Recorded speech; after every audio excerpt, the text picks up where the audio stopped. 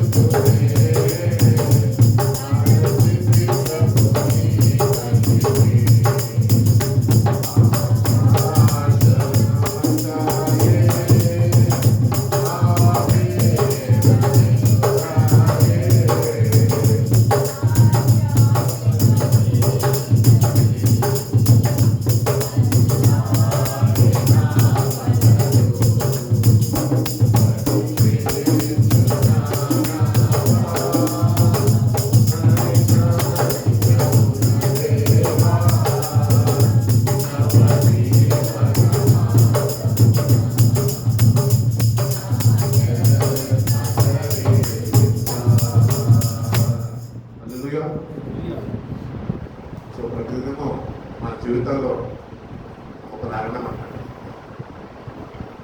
We are sailing in the see.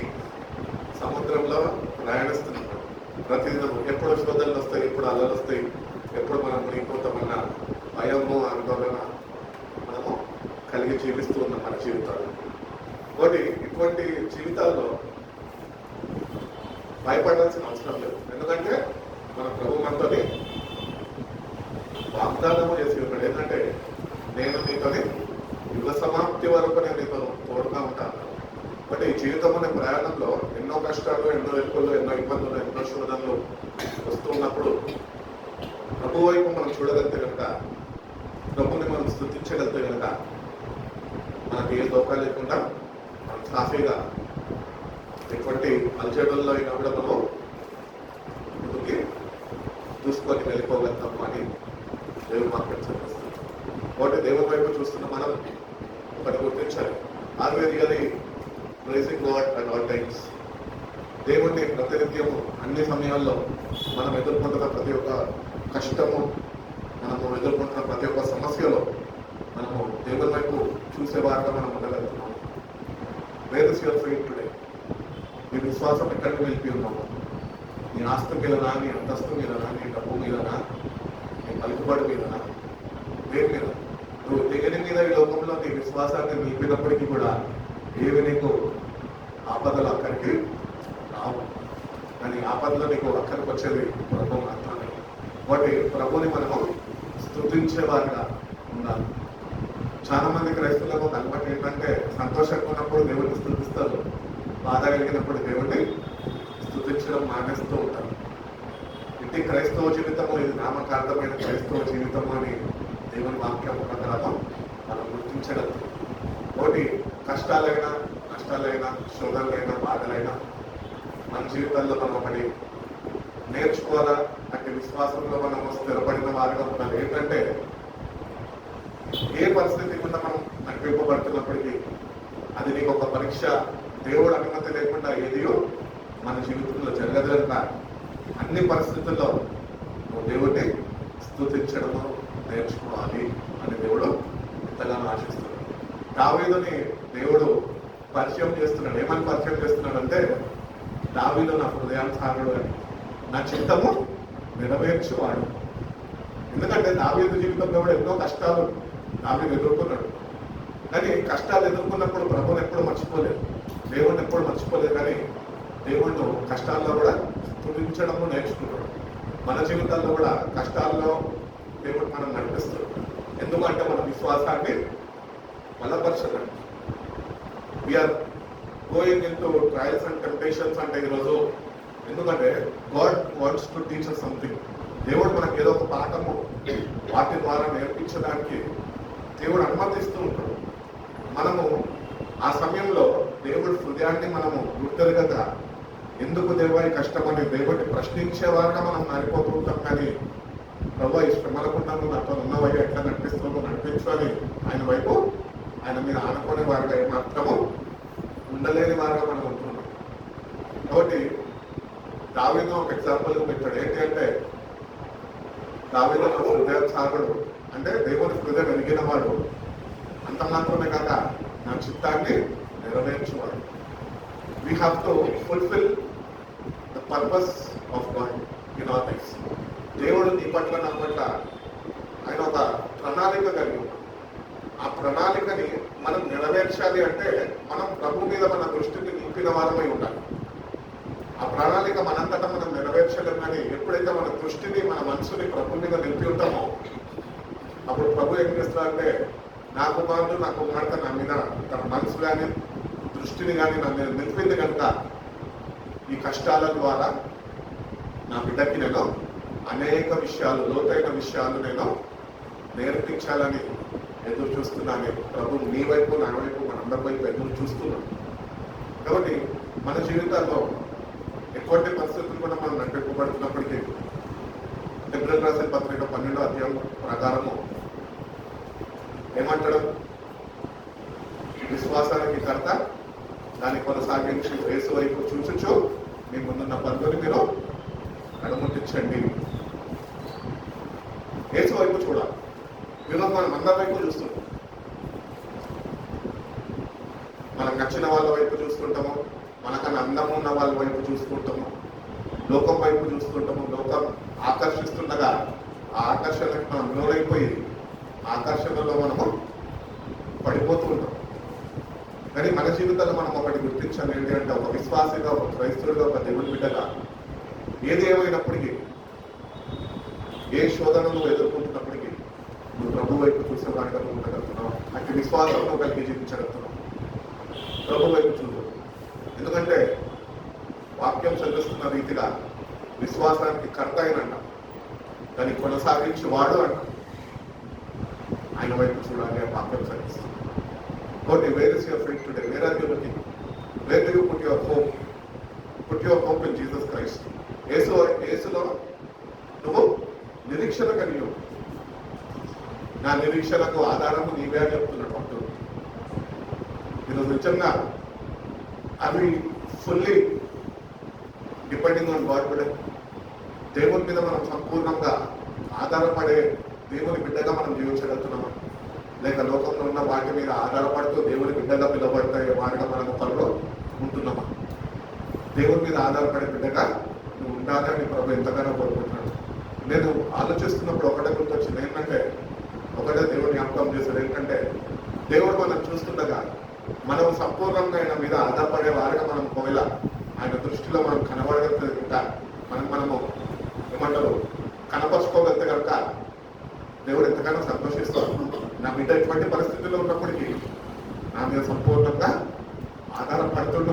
పడుతున్నాడు కనుక నేను నా బిడ్డని ఒకరోజు తప్పక విడిచిపెట్టాను కానీ లేవనెత్తుతాను. ఎవరైతే నా బిడ్డని హేళన చేశారో, అవమానపరిచారో వాళ్ళ ముందు నా బిడ్డని నేను నిలబడి పెడతాను అని ప్రభు ఎదురు చూస్తున్నాను. కాబట్టి ప్రభు ఎదురు చూస్తుండగా ఈరోజు నువ్వు ప్రభువుని చూడగలుగుతున్నావు, ప్రభు వైపుని మనసుని నింపగలుగుతున్నావు, లేకపోతే లోకంలో ఉన్న వాటి వైపు ఈడువబడుతున్నావు అని నిన్ను ఒక్కసారి పరిశీలన చేసుకోవాలి. Examine your self. ఎక్కడ తప్పిపోతావు? లోకంలో అన్ని ఆకర్షిస్తాయి, మనుషులని దేవుని దగ్గర నుంచి దూరంలో లాగేస్తూ ఉంటాయి. ఎంత దూరంలో విడవబడుతున్నప్పటికీ కూడా ప్రభు ఒకటే తెలియజేస్తున్నాడు. ఏంటంటే నువ్వు నన్ను మర్చిపోవద్దు, నేను నీకు ప్రతినిత్యము సమీపంగా ఉన్నాను. Is always with us. ప్రభు మనల్ని విడిచిపెట్టాడు. ఒక తల్లి అయినా వాడిని మర్చిపోతుంది, కానీ నేనైతే నిన్ను మరవను అని చెప్తున్నాను. తల్లి మర్చిపోతుంది బిడ్డని. ఉన్నారు ఈ 2026లో AI జనరేషన్లో తల్లిలో బిడ్డల్ని కానీ రోడ్డు మీద వదిలేసి నవమాసాలు మోసి వదిలేసి వెళ్ళిపోయిన వాళ్ళు ఎంతమంది ఉన్నారు. న్యూస్ చూస్తూ ఉంటే న్యూస్లో భయంకరమైన సంఘటనలు మనము వింటూ ఉంటున్నాం. కానీ దేవుడు అంటున్నాడు, నేను నిన్ను ఇవ్వను, నిన్ను ఎడబాయను, నేను ప్రతినిత్యము నీకు తోడుగా ఉంటాను. నువ్వు కష్టాలలో ఉండవు, కన్నీళ్ళలో ఉండవు, ఒంటరిగా ఉండవు, నువ్వేమి లేని వాడిగా ఉండవు. నేనైతే నీతోని ప్రతినిత్యము ఉన్న దేవుడిని ఉన్నాను. ఆయన అంటున్నాడు కదా, నేను మిమ్మల్ని విలువ పెట్టి కొనుక్కున్నాను, మీరు నా సొత్తు, మీ సొత్తు కాదు మీరు. కాబట్టి దేవుడి బిడ్డలుగా మనం మరి గుర్తించాలి. ఏంటంటే మన దేవుడు ఎవరో మనం తెలుసుకోవాలా. ఆయన మనసు అయితే మనం గుర్తించాలి. ఆయన మనసును తెలుసుకొని ఆయన మీ పట్ల ఏ ప్లాన్స్ కలిగి ఉన్నాడు, ఏ ప్రణాళికలు కలిగి ఉన్నాడు, ఏ చిత్తం అయితే ఆయన కలిగి ఉన్నాడు, అవి మనము ఆయన మీద మన దృష్టిని నిలిపినప్పుడు అవి మనకైనా బయలుపరుస్తూ ఉంటాడు. అవి మన జీవితం ద్వారా ఆయన జరిగించుకుంటూ ఉంటాడు. అందుకనే ప్రభు వైపు మనం చూడాలి. మనం అట్లా చూడము. మనమే ప్రభు కొరకు ఏమో చేయాలని ఆరాటపడిపోతూ ఉంటాం. నీ అంతటా నువ్వు ప్రభుకి ఏం చేయాల్సిన అవసరం లేదు. ప్రభు సమస్తము చేసేస్తాం. ఈరోజు నువ్వు చేయాల్సిన పని ఏంటి తెలుసా?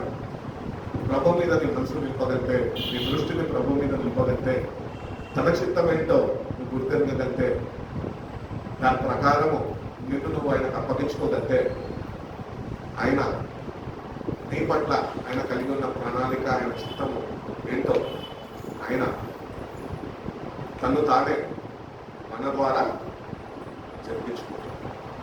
But we don't have to work for God. He already work for us. మన కోసం ఆయన చేయాల్సినంత చేసేసాడు.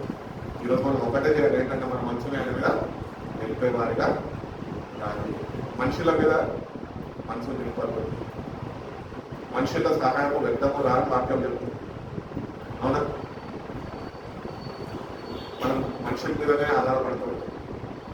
మనుషుల మీద లేకపోతే మనకుంటున్న వాటి మీద ఆధారపడే వాడు.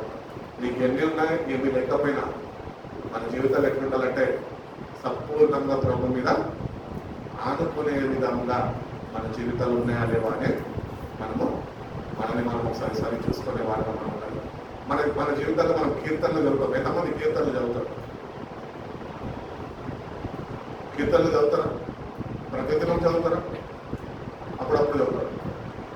కీర్తనలు చదివినప్పుడు కీర్తనల ద్వారా దేవుడు మనకి ఏమి నేర్పిస్తున్నాడు అని కూడా మనం తెలుసుకోవాలి. కీర్తనలు చదివిస్తే సరిపోదు. కీర్తన ద్వారా దావీదు రచించిన కీర్తనలు ఉన్నాయి, అనేకలు రచించిన కీర్తనలు ఉన్నాయి.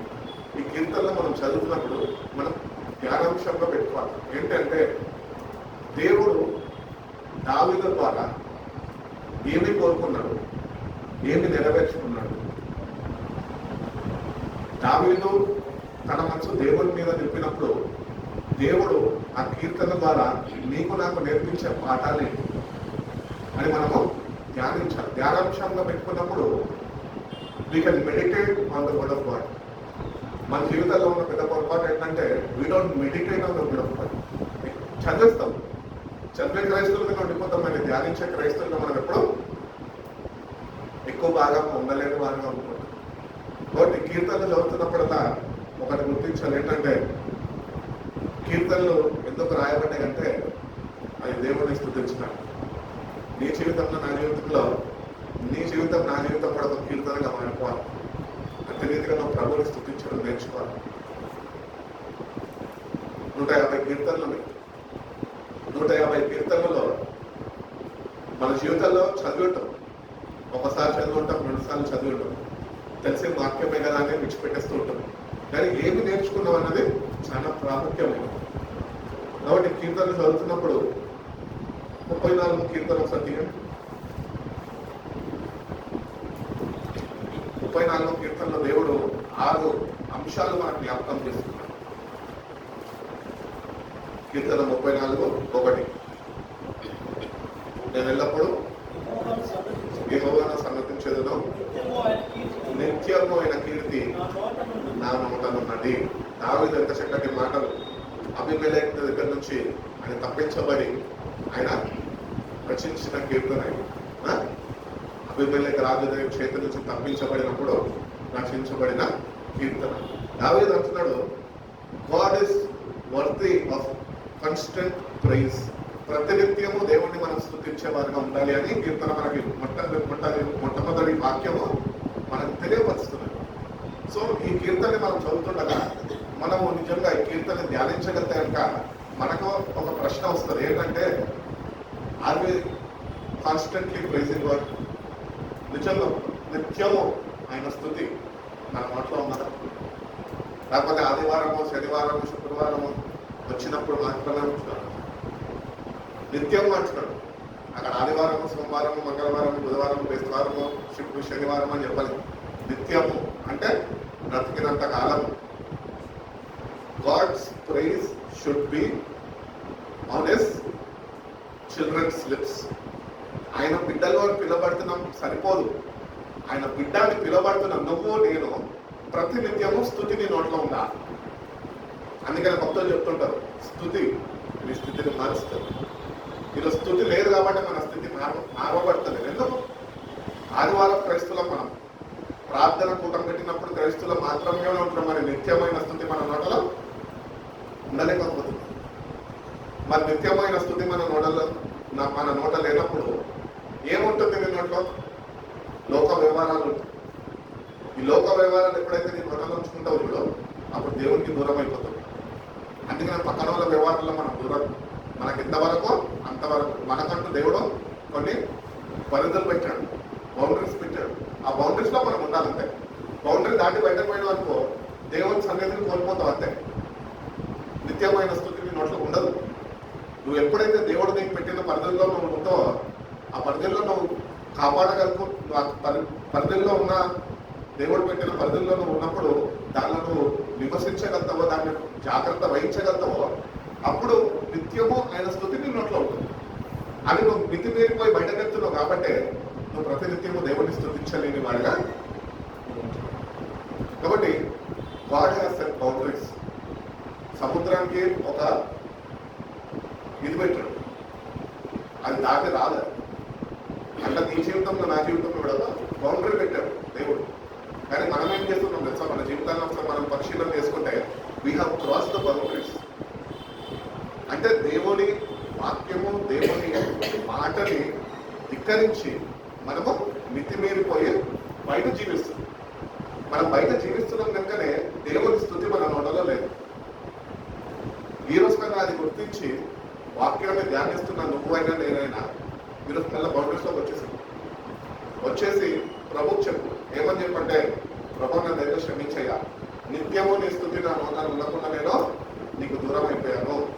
నన్ను దగ్గర క్షమించి నేను మళ్ళీ నీ వద్దకు వస్తుండగా, నీ వైపు చూస్తుండగా నిత్యము నేను స్తుతించే వాడిగా ఈ సహాయం నాకు అనుగ్రహించు ప్రభు. అంటే దేవుడు తన వాక్యాన్ని మన హృదయంలో భద్రపరుస్తాడు. అంత మాత్రమే కాక తన పరిశుద్ధాత్మ ద్వారా మనల్ని ప్రేరేపించి ఆయన ఎట్టి రీతిగా మనం స్థుతించాలో పరిశుద్ధాత్మ సహాయము ద్వారా ఆయన మనకి నేర్పించి నడిపిస్తాడు అని దేవుడు తెలియజేస్తాడు. కాబట్టి మొట్టమొదటిగా God is worthy of our praise. నువ్వు ఈరోజు ఎందుకున్నావు తెలుసా? దేవుని మందిరంలో నువ్వు ఆయన స్థుతిస్తావేమో ఆయన కోరుకొని నేను ఇక్కడ వచ్చింది. కానీ ఈరోజు నువ్వు ఎవరిని స్థుతిస్తున్నావు? నీ భార్యని, నీ భర్తని, నీకు వచ్చిన వాటిని పొగుడుతున్నావు. కానీ దేవుని యొక్క గొప్పతనాన్ని మాత్రము పొగడలేని వాడుగా, దేవుడిని స్థుతించలేని వాడిగా, అంత దయనీయ స్థితిలో దిగజారిపోయిన క్రైస్తుడుగా నేటికి కూడా మందిరంలో నువ్వు కూర్చుంటున్నావు. ఈరోజు కన్నా బ్రతుకు మార్చుకొని దేవా నీ దాసుడు సెలవిస్తున్న రీతిగా, నీ వాక్యం సెలవిస్తున్న రీతిగా నిత్యము నీ స్థుతి నా నోటకుండా నీ కృప అని దేవుడిగా నీ ఈరోజు స్థుతించగలిగితే కనుక దేవుడి తప్పక జీవితంలో అద్భుతాలు జరిగిస్తాడు. భయంకరమైన ఆపదల నుంచి, భయంకరమైన శత్రువుల నుంచి, భయంకరమైన రోగాల నుంచి, భయంకరమైన పరిస్థితుల నుంచి ఆయన తప్పించాలి అంటే ఈ నోట స్థుతి దేవుడు కోరుకుంటున్నాడు. ఈరోజు మనం దేవుడిని స్థుతించము, అని దేవుడిని ప్రార్థిస్తాం. ఏమని ప్రార్థిస్తాం తెలుసా? ప్రభా, నాకు కష్టం నుంచి నన్ను విడిపించు, ఈ కష్టం నుంచి నన్ను తప్పించు అంటాం. Where is your praise today? ఏది స్థుతి? అది దేవుడు కోరుకోడు. స్థుతుల మీద ఆసీనుడు ఆయన. దేవదూతలు, కోట్లాది దేవదూతలు గాన ప్రతిగానాలతో పరిశుద్ధుడు పరిశుద్ధుడు పరిశుద్ధుడు అని ఆయన స్థుతిస్తున్నారు పరలోక రాజ్యంలో. కానీ దేవుని బిడ్డలుగా రక్షణ పొందుకున్న మనము ఈరోజు పాపిష్టి లోకంలో జీవిస్తున్నాం, కానీ దేవుడిని స్థుతించలేని వారుగా పాపంలో పట్టబడిపోయి ఉన్నాం.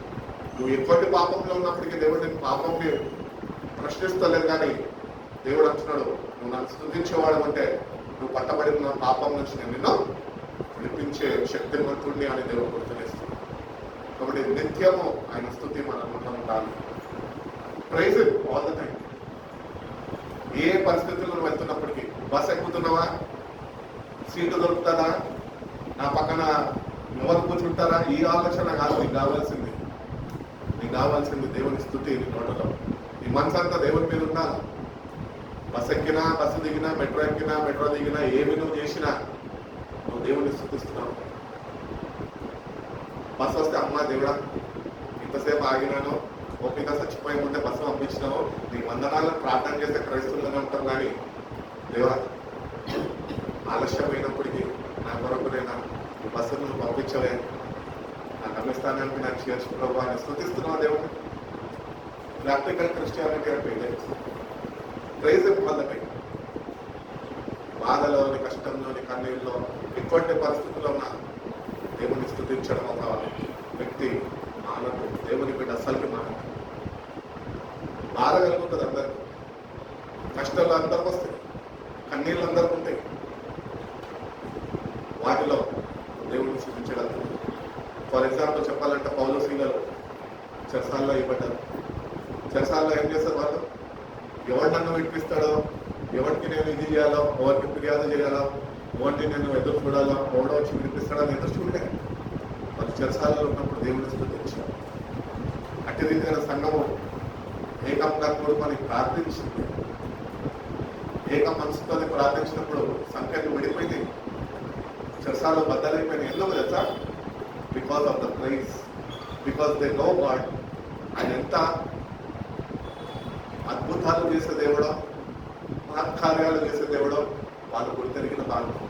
కానీ ఇలా సంఘంకి చేర్చబడ్డ మనము దేవుడిని స్థుతించలేని వారికి మనం ఉంటున్నామంటే మన దేవుడు ఎంత గొప్పవాడో, ఎన్ని అద్భుతాలు జరిగించేవాడు, మనం ఈ రోజుకి కూడా నేటికి కూడా గుర్తెరగలిగిన వారుగా మనం ఉంటున్నాం. దానికి ఏమి లోపిస్తుంది తెలుసా? నీలో ఉన్న స్థుతి. దేవుడిని ఎందుకు ఏర్పరచుకున్నాడు తెలుసా? ఆయన స్థుతిస్తాం. స్థుతించక దేవుడిని అట్టిగా పూర్ణ మనసుతో దేవుడిని స్థుతించగలుగుతున్నాం. పాట అయితే పాడుకుంటాం, నా పూర్ణ మనసుతో ఆరాధిస్తున్నా పాడతాం, కానీ ఇది మంచిగా మీరు లేదే. మనుషులు పైరూపం చూస్తారు, దేవుడు హృదయాన్ని చూస్తున్నారు. వాటికి హృదయ అంతరంగంలో దేవుడిని స్థుతించడం ప్రారంభించి, పరిస్థితులు చూడకు, పరిస్థితులను ఏం చెయ్యవు. అవి నిన్ను పీడిస్తాయేమో కొద్ది కాలం, అవి నిన్ను వెంబడిస్తాయేమో, నిన్ను అలసిపోయేలాగా అవి నిన్ను కృంగదీసేస్తాయేమో, కానీ వాటిలో కూడా దేవుడిని స్థుతించగలిగితే కనుక దేవుడు నిన్ను వాటి మధ్యలో నుంచి నిన్ను పైకి లేవనెత్తుతాను అనే దేవుడు మరొకసారి మనం జ్ఞాపకం చేస్తున్నాం. బట్ కాన్స్టెంట్ ప్రైజ్ అనేది మనకు కావాలి. అది ఎట్లా ఉంటుందంటే, it is only through the work of the Holy spirit.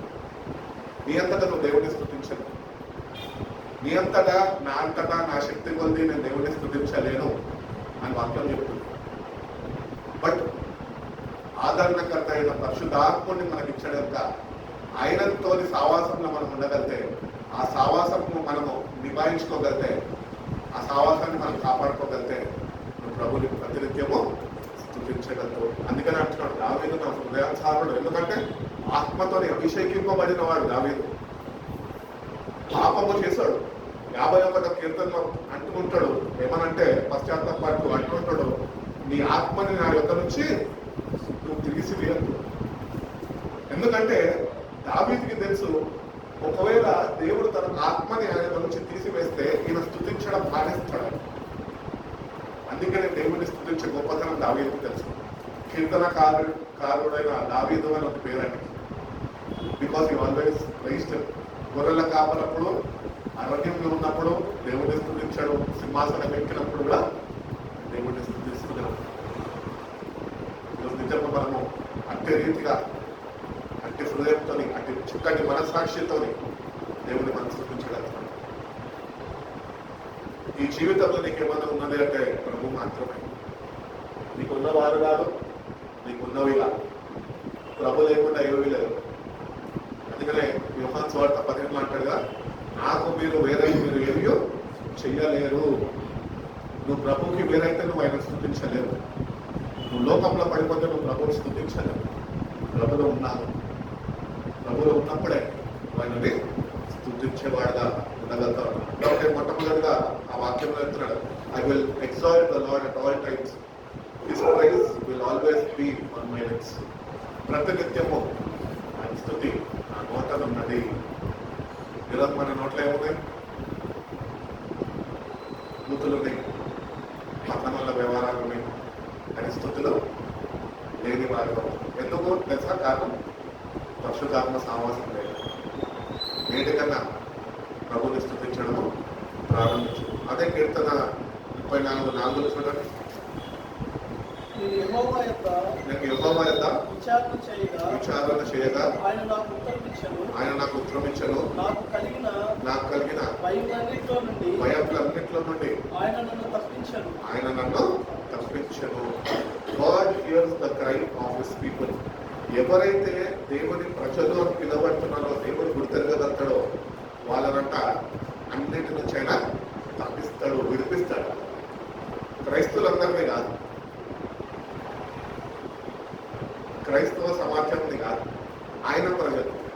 అనగా ఫస్ట్ పాయింట్ ఏం నేర్చుకున్నాము? నిత్యము ఆయన స్తుతి ఉన్న వారిని ఆయన విడిపిస్తాడు. నువ్వు నిత్యము దేవుని స్తుతించేవాడుగా ఉంటే ఆయన నీ భయంకరమైన ఆపదల నుంచి ఆయన నిన్ను విడిపిస్తాడు. ఎందుకంటే నువ్వు ఆయన బిడ్డవు కనుక. ఎందుకంటే ప్రతినిత్యం నువ్వు ఆయన స్తుతించేవాడుగా ఉన్నావు కనుక ఆయన నిన్ను విడిపిస్తాడు. అందరు క్రైస్తవుల్ని విడిపించాడు. కానీ మన దేవుడిలో ఉన్న గొప్పతనం ఏంటో సార్, క్రైస్తవుడు అని పిలువబడుతున్న నిన్ను ఆయన విడిపించాడు, కానీ వాటిలో నీకు నేర్పిస్తాడు. God teachers. దేవుడు నేర్పించాడు. మనుషులు నేర్పిస్తే మనం నేర్చుకునే వారం కాదు, కానీ దేవుడు నేర్పించినప్పుడు మనం నేర్చుకునే వారం. కాబట్టి దేవుడు తెలియదు, I sought the Lord and he answered me, he delivered me from all my fears. నాకుంటున్న భయాలన్నింటి నుంచి ఆయన నన్ను విడిపించాడు. ఎవరిని విడిపిస్తాడని చెప్పాను? నిత్యము ఆయన స్తుతించే వారిని మాత్రమే విడిపిస్తాడు, క్రైస్తవులందరినీ కాదు. కాబట్టి నీ ఆపదలో, నీ భయాల్లో నుంచి నువ్వు విడుదల పొందుకోవాలంటే నువ్వు దేవుడి బిడ్డగా మారాలి. అంత మాత్రమే కాక నిత్యము ఆయన స్తుతి నీ నోట ఉండాలి. అదే కీర్తన గ్రంథంలో చూసుకుంటే 18వ వాక్యం నుండి,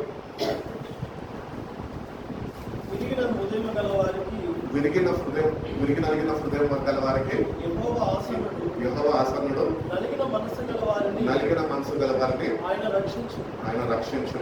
God is near to the broken hearted. విరిగినలిగిన హృదయం. బైబిల్ చెప్తుంది కదా, వాక్యం ఏం చెప్పిస్తుంది? విరిగినలిగిన హృదయమే దేవునికి ఇష్టమైన బలి. దేవుని సన్నిధికి ప్రతిసారి నీ వ్యక్తిగత ప్రార్థన జీవితం కానీ, సంఘపరంగా కానీ, నువ్వు ఏ ప్రార్థన కూడికకు వెళ్తున్నప్పటికీ కూడా విరిగినలిగిన హృదయంతో వెళ్ళు. అప్పుడు ఆయన సమీపంగా ఉంటుంది. నువ్వు రాత్రి హృదయంతో ఆయన దగ్గరికి వెళ్ళమనుకో, అనాలోచనగా నీ ఇంట్లో ఉంటున్న కష్టాలు, అప్పులు, బాధలు, శ్రమలు అన్ని భారం అంతా మోసుకుంటూ నువ్వు ఆయన దగ్గరికి వెళ్ళి ఏదో ప్రార్థన ఉంది కదా, పిలిచారు కదా సేవకులు అని చెప్పి వెళ్ళవనుకో, ఆయన మీకు సమీపంగా రాడు. ఆయన రాలేడు కూడా. ఆయన ఎవరి దగ్గరకు వస్తా అంటున్నాడు? విరిగి నలిగిన హృదయం కలిగిన వారి దగ్గరకు వస్తా అంటున్నాడు. విరిగి నలిగిన హృదయం ఎవరుకుంటా తెలుసా? ప్రతినిత్యము దేవుడిని కలిగిన వారికి. అంత మాత్రమే కాక ఆయన నా ప్రార్థనని, నా విన్నపాలని ఆలకిస్తాడు అని నమ్మిన వారికి ఆయన తోడుగా సమీపస్తుడై ఉంటాడు. ఒకటి దేవుడి దగ్గరకు వచ్చినప్పుడు ఒకటి గుర్తించాలి మనం, ఏంటంటే విరిగి నలిగిన హృదయంతో వస్తున్నాం, అదే కఠిన హృదయంతో వస్తున్నాం. సరే, కఠిన హృదయంతో వస్తున్నామేమో, కానీ దేవుడు అడుగు, అయ్యా నీ సహాయం నాకు అనుగ్రహించి విరిగి నలిగిన హృదయం నాకు అనుగ్రహించి గ్రహించింది. ఎజెకియెల్ గ్రంథం అంటాడు కదా, మీలో ఉన్న రాతి హృదయాన్ని నేను తీసివేసి మీకు మాంసం హృదయం నేను కలుగు చేస్తాను అంటున్నాను, నూతనం చేస్తాను అంటున్నాను. So God wants to heal our hearts. మన హృదయాన్ని బాగు చేసేవాడు, హృదయాంతరంగాల్ని పరిశోధించేవాడు నేను అంటున్నాను. God tests, పరీక్షిస్తాడు. ఏ హృదయం కలిగిన బిడ్డ నా దగ్గరకు వస్తున్నాడు, అనాలోచనకు వస్తున్నాడా, లోక భారమంతా మోసుకొని వస్తున్నాడా, వాటి మీదే ఆధారపడుతూ వస్తున్నాడా, లేక సంపూర్ణంగా నా మీద ఆధారపడి వస్తున్నాడా అని దేవుడు మన హృదయాన్ని చూస్తున్నాడు. కాబట్టి హృదయము అనేది ఎంత భారంతో ఉన్నప్పటికీ కూడా ప్రభుని నువ్వు గుర్తించాలంటే ఏంటంటే, నువ్వు నిజంగా ప్రభుని నువ్వు స్తుతించగలిగితే కనుక, ప్రతినిత్యము ఆయన స్తుతిని నోట్లో ఉండగలిగితే కనుక ఆయన నీ ప్రార్థనలు ఆలకిస్తాడు.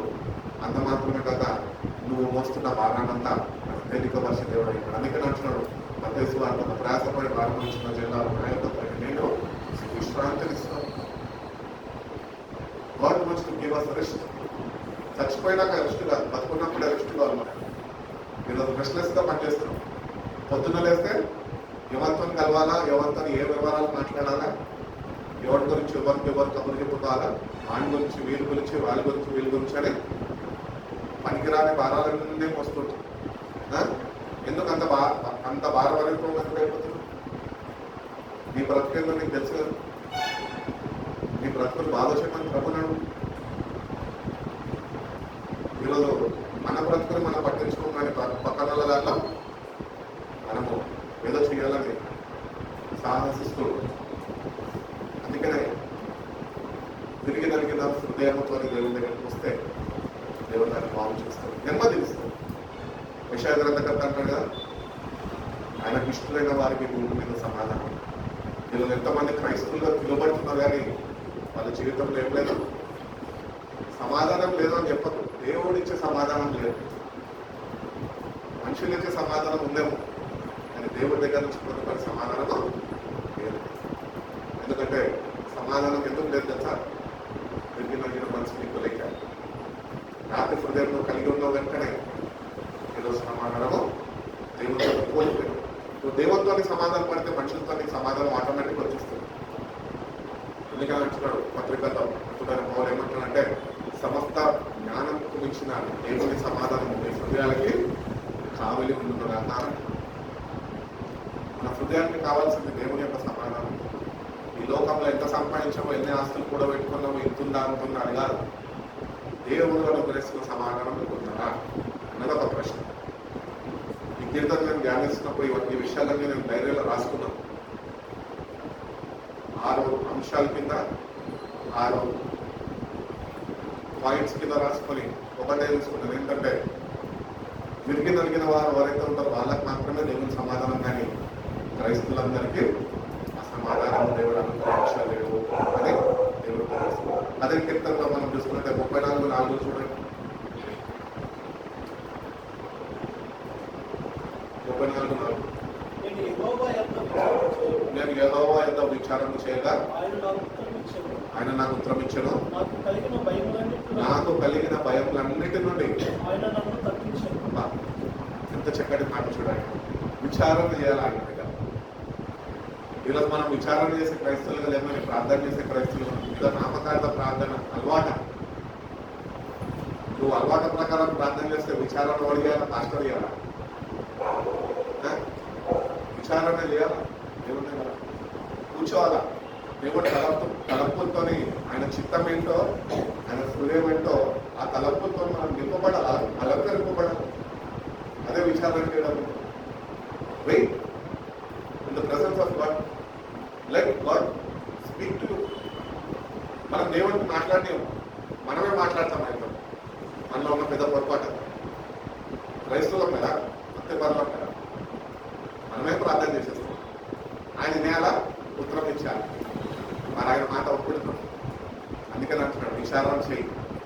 విచారణ చేసినప్పుడు ఏమవుతుందంటే పరిశుద్ధాత్మ దేవుడి సహాయం ద్వారా నీ తలంపుల్ని పక్కకి త్రోసివేసి అయినా తన తలంపులతో నిన్ను నింపుతాడు.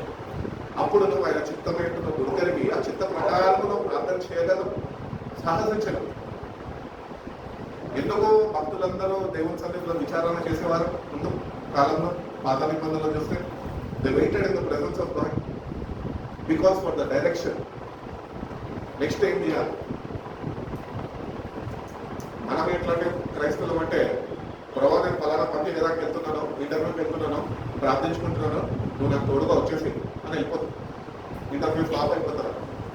ఎందుకు? విచారణ చేయలే కాబట్టి. అదే నువ్వు విచారణ చేసి వెళ్తే ఆఫర్ లెటర్తో ఇంటికి వస్తుంది. విచారణ చేయకుండా ఉన్న కారణం ఏంటంటే, నీ సొంత భక్తి నువ్వు చేస్తున్నావు, దేవుడు అనుకరిస్తున్న శక్తిని నువ్వు ఏమాత్రమో ఆశ్రయించలేదు. కాబట్టి దొరికిన మనసు వారి దగ్గర దేవుడికి చెప్పాలి. ఏమనంటే, ప్రభా ఈ లోకంలో నాకు ఏమీ లేదండి, కేవలం నువ్వు తప్ప. విరిగినగిన మనసుతో నీ దగ్గరకు వచ్చి ఉన్నాను, అలసిపోయి ఉన్నాను, ఇంకేమాత్రం నేను నా ప్రయాణాన్ని ముందుకి కొనసాగించలేనయ్యా. కానీ మీరు నాతో ఉంటే, నీవు నాతో ఉంటే నడిపిస్తూ బలపరుస్తూ అని విరిగిన మనసుతో దేవుడి దగ్గర పెడితే కనుక దేవుడు తప్పగా సహాయం చేస్తారు అని మరొకసారి తెలియదు. అదే కీర్తన 34:8 ఒక మాట ఉంటుంది. యెహోవా ఉత్తముడని రుచి చూచి తెలుసుకోండి, ఆయనను ఆశ్రయించు నరుడు ధన్యుడు. రుచి చూచి తెలుసుకోవాలి. ఎప్పుడు రుచి చూస్తాం తెలుసా? విచారణ చేస్తాం. ఆయనతో రుచి చూడమని. నాకు ఐస్ క్రీమ్ కొనుక్కొని వెనిలా ఐస్ క్రీమ్ బాగుంది అని తిరగలుగుతాం. కానీ ప్రభుని రుచి చూడాలి అంటే విచారణ చేయాలి. ఆయన సన్నిధిలో వేసి ఉండాలి. ఆయన నీ యుద్ధకు రావాలని, నేను ఆయన ముట్టాలా, ఆయన నేను అభిషేకించాలని, తాకాలా, నేను బాగు చేయాలి.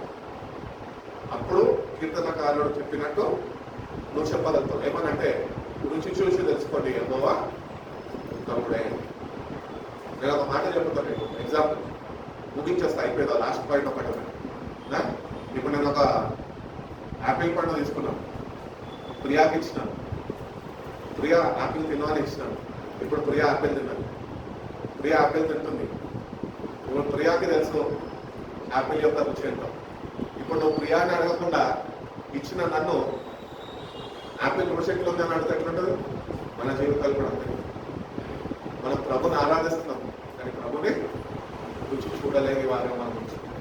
అందుకని కీర్తనకారుల ద్వారా తెలియజేస్తాం, రుచి చూచి తెలుసుకో ప్రభు ఉత్తముడే. ఆయన కొవ్వడి భూమి మీద సాటి రాకపోతే నీ తల్లి కానీ, నీ తండ్రి కానీ, నీ బంధువులు కానీ, నీ మిత్రులు కానీ, బంధువులు కానీ ఎవ్వరు ఆయన సాటి రాదు. It is your responsibility to know who your God is. ఒకటి పండు తిన్నోనికే రుచి తెలుస్తుంది, పండించినోనికి తెలియదు. అర్థమవుతుందా? పండించినాడు బాగానే రుచి ఉందనో రుచి లేదనో సంపాదన ఉందనో ఏదో తినేస్తాడు, ఇచ్చినాడు కాబట్టి.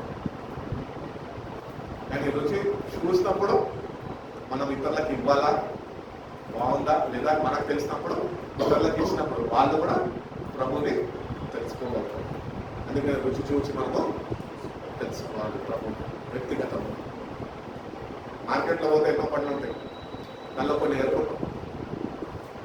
ఏరుకున్నామంటే తీపిగా ఉంటాయి అనుకుంటాం. ఒక మాట చెప్పాలంటే, నువ్వు ఏవైతే ఏరుకుంటావు చూడు అవి తీపిగా ఉంటావు, కానీ ఏవైతే నువ్వు వద్దనుకుంటావు చూడు అవి తీపిగా ఉంటాయి. మన జీవితాల్లో ప్రభుత్వం అట్టి రీతిగా దూరపరుచుకుంటూ ఉంటాం. మరి ప్రభుని కలిగి జీవించాలి. ప్రభుత్వాన్ని మనం ఏకాంతంగా మనం కలిగి ఉన్నప్పుడు ప్రభు యొక్క రుచిని మనము చూడగలుగుతాము అని దేవుడు తెలియదు. His goodness is experienced, not merely discussed. గుడ్డిగా ప్రభు గురించి చెప్పడం ఇందులో గొప్పతనం లేదు, కానీ ప్రభుని రుచి చూసి వెలిగి ఉన్న నువ్వు ఇతరులకు చెప్తే వాళ్ళు కూడా ప్రభుని రుచి చూసేవారుగా వాళ్ళు తెలుసుకోగలుగుతారు. సో ఫస్ట్ మనకు టేస్ట్. మ్యాంగో సీజన్ వచ్చినప్పుడు, మ్యాంగో వాళ్ళు అమ్ముతున్నప్పుడు పండు దగ్గర పోతే వాడు ముక్కలు పోషిస్తాడు ఒక పండుని శాంపుల్. కాకే देखो भैया कितना मीठा है, मस्त है, कश्मीर का है, इधर का है, उधर का అంటాడు. ఎందుకు? వాడికి తెలుసు ఏ పండు పోషిస్తే తీయమంటుంది. వాడు అక్కడ మనం మోసం చేస్తున్నాడు, అది మనం గుర్తిస్తున్నామా? మనం కూడా ఈరోజు ఏం చేస్తున్నాం తెలుసా? మందిరానికి వస్తున్నాం, ప్రభు మనకు తెలుసు, ప్రభుని ఆరాధిస్తున్నాం, కానీ ప్రభుని రుచి చూడలేని వారిగా ఉంటున్నాం. కానీ అమ్మేటోడికి రుచి తెలుసు. ఫర్ ఎగ్జాంపుల్ సేవకులు వాళ్ళకి తెలుసు ప్రభు ఎందుకంటే ప్రభు మీద సంపూర్ణంగా ఆధారపడుతుంది. కాబట్టి ప్రభు నేను రుచి చూడు, అడుగు ప్రభా నేను రుచి చూడాలనుకుంటున్నాను, నువ్వేంటో నేను తెలుసుకోవాలనుకుంటున్నాను. ఏమంటారు సారం, టేస్ట్ నాకు కూడా కావాలయ్యా, అనుగ్రహించు అని అడుగుతే కనుక రుచి ఆయన చూపిస్తాడు. ఆయన ఎంత ఉత్తముడో మనము గుర్తించేవారుగా వెళ్తాం. కాబట్టి taste and see for yourself. నీ పాస్టర్ చెప్తాను చూడడం కాదు రుచి. నీ పాస్టర్ రుచి చూసాడు బాగానే ఉన్నాడు, నువ్వు రుచి చూడకుండా ఉంటున్నావే అదే బాధాకరమైన. ఈరోజు నేను సంఘంలో వస్తున్న బిడ్డలందరినీ చూసి ఒకటే బాధపడుతున్నాను ఏంటంటే ప్రభుని రుచి చూడకుండా దేవుని ఆరాధిస్తున్నానే. ఇంకెంతకాలం మీరు ఇట్లా రుచి చూడకుండా ఉంటారు? కాశ్మీర్ యాపిల్ ఎంతకాలం తినకుండా ఉంటారు? ఈ లోకల్లో తెలంగాణ యాపిల్స్ తినేసి ఎంతకాలం బతుకుంటారు? చూడు, రుచి చూడు. వ్యక్తిగతంగా చూడాలి, నేను చెప్తే వచ్చేది రాదా. టేస్ట్ అనేది నేలకి ఇచ్చాడు దేవుడు. నేలక మీద ఏమంటాయి? టేస్ట్ బడ్స్ ఉంటాయి. ఏ రుచో అది తీయగుందో, పుల్లగుందో, సప్పగుందో, దానిలో సారం ఉందా లేదా నీకు తెలుసు, తిన్నాం. అందుకని నువ్వు ఏం చేస్తున్నావు? మందిరానికి వచ్చినప్పుడు ప్రభుత్వం రుచి చూడగలుగుతావా? లేకపోతే కనుక ఈ దైవైన స్థితి నుంచి నన్ను లేవనెత్తయ్యా, నేను రుచి చూసే కృపను నాకు మంచి ప్రభు నేను దేవుడు అడిగితే కనుక దేవుడు తప్పక సహాయం చేస్తుంది. ఆఖరికి మనం చూసుకున్నట్లయితే కనుక అదే 34-22 వాక్యం ఉంటుంది. యెహోవా తన సేవకుల ప్రాణంలో విమోచించును. ఆయన శరణు వచ్చిన వారిలో ఎవరిలో అపరాధులుగా ఎంచబడరు. The Lord redeems his servants. No one will be condemned who takes refuge in him. కాబట్టి ఆయన రెక్కల మీద మనం ఆశ్రయం తీసుకోవాలి. మనం ఈరోజు కాపాడబడుతున్నాము, సజీవ లెక్కల్లో ఉన్నాము అంటే it is because of his grace. ఆయన కృప ద్వారానే మనం రక్షించబడతాం. తన భక్తులంట శరణు చూస్తున్నారు, ఆయన సహాయం మీద ఆధారపడుతున్నారు. దేవుడి బిడ్డలన్నప్పుడు మనము మన సొంతంగా మనం బతకడం కాదు, కానీ సంపూర్ణంగా దేవుడి మీద బతకడం మనము నేర్చుకున్నాం. ఆయన రెక్కలు ఆయన చాపి ఉన్నాయి. అందుకని యెషయా గ్రంథం మాట్లాడుతున్నప్పుడు కదా, తిరుగుబాటు చెరువుల్లో పట్ల నేను దినమెల్లానైనా నా చేతులు చాపి ఉన్నాను. చేతులు అనగా రెక్కలు. God wants to protect you. God wants to save you. అని కాపాడాలని ఆశిస్తుంది. మరి మనం ఏం చేస్తున్నాము? ఆయన రెక్కల మీద ఉండలేని వారిని కోడి పిల్లల్ని చూస్తే, కోడి పిల్లల్ని చూస్తే కోడి తన పిల్లల్ని ఎప్పుడు ఏం చేస్తుంది? కాపాడుకుంటుంది. ఎందుకంటే అపవాది అయిన సాతాను ఎట్లా ఉంటాడంటే గద్ద లాంటి వాడు. బైబిల్ ఇంకొక విధానంలో ఇంకొక కోణంలో కూడా మాట్లాడుతుంది. పక్షిరాజు ఎవరం వల్లే వాడి పైకి ఎగురుతాడట. కానీ గద్ద గురించి మనం ఒకసారి ధ్యానిస్తే కనుక అది ఎంత ఎత్తులో ఉన్నా కూడా కోడి తన పిల్లలు ఎక్కడ పోయి వాటి మీద కన్నేసి పెడతారు. అన్నింటిలో హైయెస్ట్ విషన్ ఎవరికన్నా ఉన్నదంటే గద్ద ఉన్నది.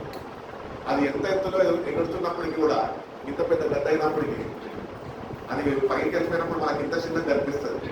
ఇంత చిన్నగా కనిపించినప్పటికీ కూడా దాని కనీసం పట్ట కింద కొడుకుల మీద ఉంటుందంట.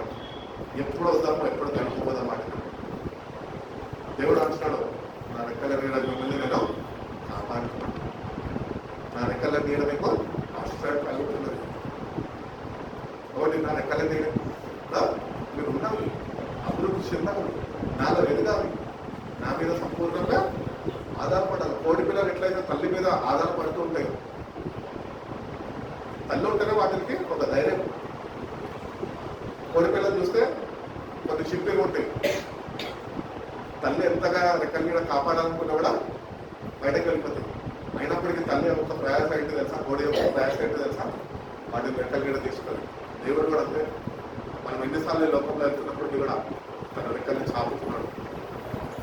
ఏ అపవాది, ఏ శోధకుడు వచ్చి నిన్ను శోధించక నిన్ను ఆయన కాపాడు.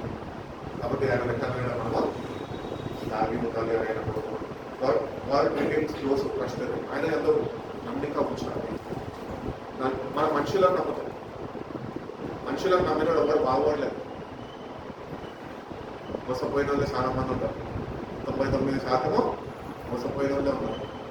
కానీ దేవుడు నమ్ముకున్న వారు ఒకరు కూడా మోసపోయిన వాళ్ళు లేడు అని భక్తులు కూడా సెలవిచ్చారు. నేను కూడా చెప్పగలుగుతున్నాను.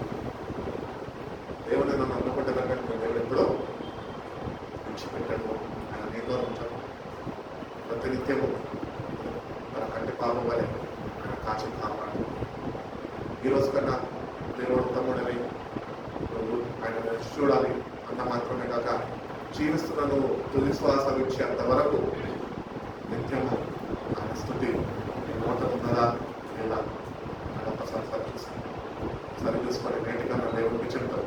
ఏమనంటే let your praise always be on my lips. I will praise you at all times. I will praise you in the sunshine, I will praise you in the rain, I will praise you. A season అయినా కానీ ఎటువంటి పరిస్థితులు కానీ దేవుని స్థుతించడం మనము అన్నట్లోనే కాబట్టి ఆరు విషయాలు ఈ కీర్తన నుంచి నేర్చుకున్నాం. ఫస్ట్ వచ్చేసి నిత్యమైన స్థుతి మనలో ఉండాలి. రెండోది దేవుడు తన ప్రజల యొక్క ప్రార్థనలో ఆలకిస్తున్నాడు. తన ప్రజలు అనగా నిత్యమైన స్థుతి కలిగిన వారు. అందరు క్రైస్తవులం కాదు, నేను కాదు, నువ్వు కాదు, చర్చకు వచ్చే వాళ్ళందరూ కాదు. వచ్చిన మనలో ఎవరైతే ఆయనని ప్రతినిత్యం స్థుతించగలుగుతారో వాళ్ళు మాత్రమే దేవుని ప్రజలు. రెండోదిగా మూడోది ఏంటంటే విరిగినగిన మనసుతోని ఆయన యుద్ధకు రావాలి. విరిగినగిన మన మనసుతో నువ్వు ఆయన దగ్గర రాకపోతే కనుక ఆయన స్థుతిని అంగీకరించాడు. ఆశీనం నీ స్థుతుల మీద ఆశీనుడు అవ్వలేడు. అంత మాత్రమే కాక నీ యుద్ధకైనా రాదు. కానీ నువ్వు విరిగిన హృదయంతో వచ్చినప్పుడు ఆయన నుంచి అడ్డుకుంటాడు. నాలుగోది మనం చూసుకున్నట్లయితే మన భయాలన్నింటి నుంచి ఆయన వినిపిస్తుంది. ఎందుకంటే మనం ఆయన ప్రజలు ప్రతినిత్యమైన స్థుతిస్తున్నాం కనుక ఆయన మనని ప్రతి ఒక్క భయం నుంచి ఆయన వినిపిస్తాడు. నాలుగోదిగా మనం చూసుకున్నట్టు ఐదోది మనం చూసుకున్నట్లయితే ప్రభుని రుచి చూడాలి. ప్రతిదినం ఎవ్రీ సీజన్ మ్యాంగోస్ వస్తూ ఉంటాయి. ఎవ్రీ సీజన్ ఒకటే టేస్ట్ ఉంటుందా? లేదు. కాలం కొద్ది టేస్ట్ మారుతుంది. అట్లనే మన జీవితాల్లో కూడా ఆత్మీయతలో కూడా ప్రభుని నేను రుచి చూడాలంటే సరిపోదు. ప్రభుని రుచి చూడడం అంటే ఆయన ఎదుగుతున్నావా? ప్రభుని ఇంకా ఎక్కువగా తెలుసుకున్నావా? ప్రభుకి అంత కట్టబడుతున్నావా?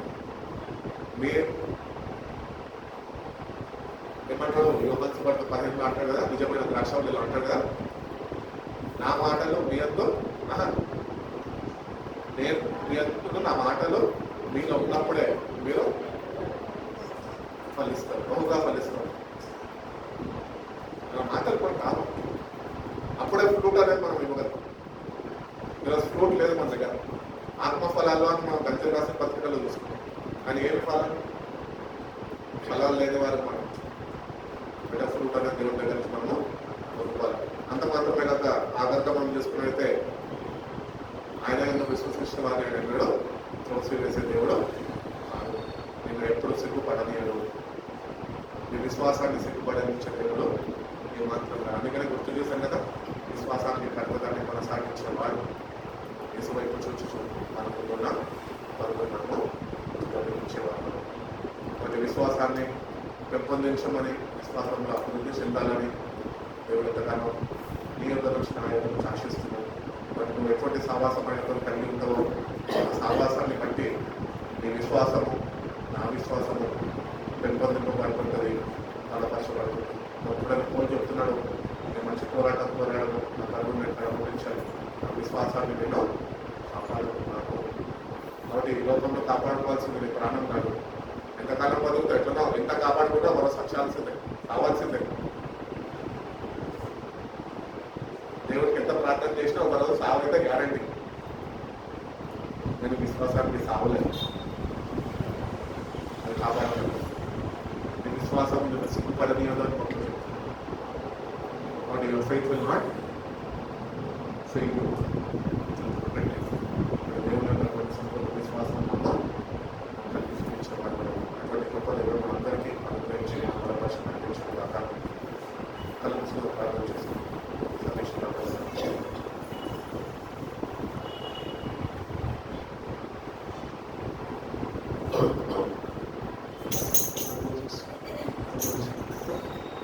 పరిశుద్ధ దగ్గర ఇంతవరకు మీరు మాట్లాడిన ప్రతి మాటలను బట్టి మనసాన్ని స్థుతిస్తున్నాను. నిజమే దేవా, నిత్యమైనదిగో నాయన దేవదూతులు మానక పరిశుద్ధులు పరిశుద్ధులు పరిశుద్ధులు అయా నేను స్థుతించటం, అయా నేను సేవలో పరిశుద్ధ గ్రంథములను అయా నేర్చుకుని ఉన్నాం.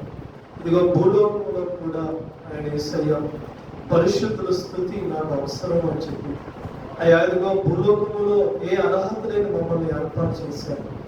అయా ఇదిగో నీ కృపను బట్టి ఇదిగో మాకు ఇచ్చిన అర్హతను బట్టి వందనాలు. కొన్ని సందర్భాల్లో కొన్ని సమయాల్లో అయా మా అపరాధ పాపదోషాన్ని బట్టి నీ స్థుతిని అయా దూరం చేసుకొని నిన్ను దూరం చేసుకుని అయా పాపానికి లోకానికి దగ్గరయ్యాం. మమ్మల్ని దయతో క్షమించండి నాయన. ఇదిగో మీరు మాట్లాడిన ప్రతి మాటను బట్టి స్తోత్రాలు. స్థితి ఉన్న చోట అదిగో మా బ్రతుకులు మారుతాయి. స్థితి ఉన్న చోట నీ ఉంటావని సెలవిచ్చావు. ఇదిగో మా భయముల నుండి వినిపిస్తానని సెలవిచ్చామయ్యా. ఇదిగో మేము రుచి చూసి తెలుసుకోవాలని సెలవిస్తున్నాం ప్రభు. ఇదిగోనైనా అయ్యా అట్టి కృపలో మేము ఉండాలి. ఇదిగోనైనా నిన్ను ఆశ్రయించిన బిడ్డలను ఎన్నడూ కూడా అపరాధులుగా ఉండమని సెలవిచ్చావు ప్రభు. అయ్యా అదిగో అపరాధముగా మేము ఉండక ఇదిగో పరిశుద్ధులుగా నేను స్థుతించుకుంటూ మనసారా నిన్ను ఆరాధించుకుంటూ మా ఇంటిలో మా హృదయాల్లో మా బ్రతుకుల్లో నిన్ను స్థుతించుకునే మనస్సును మాకు దయచేయండి. ప్రత్యేకంగా ప్రార్థిస్తున్నాం. ఎందుకంటే ఆ స్థుతే అయ్యా మా స్థితిని మార్చింది నాయన. అయ్యా మా బ్రతుకులు మారాలి, కృప దయచేయండి. మా సంఘము అయ్యా బలపరచండి, సేవకులను బలపరచండి. అదిగో వస్తున్న బిడ్డలను దర్శించండి, యవనస్తులను బలపరచండి, వృద్ధులను మీరు జ్ఞాపకం చేసుకుని నాయన కృపతోడుగా వచ్చిన ప్రత్యేకంగా ప్రార్థిస్తూ అయ్యా మేము ఏదైతే అయ్యా కోల్పోయామో, ఏదైతే మేము మిస్ చేసుకున్నామో ఈ రాత్రి ఇదిగో నాయన మీరు కృప చూపించి మరి ఒకసారి అయ్యా మీరు మాట్లాడే ప్రతి మాటను బట్టి మనసారా ఒకసారి కృతజ్ఞతలు చెల్లించుకుంటున్నాం.